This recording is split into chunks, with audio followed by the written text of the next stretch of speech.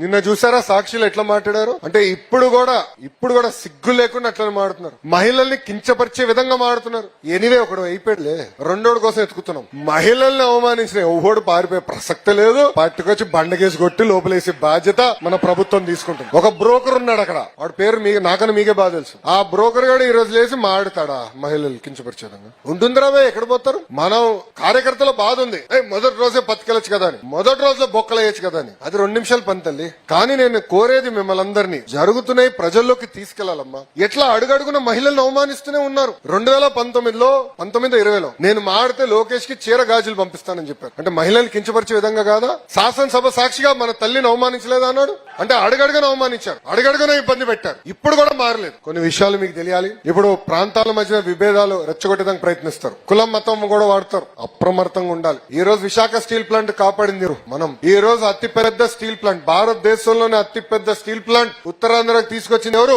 మన ప్రభుత్వం.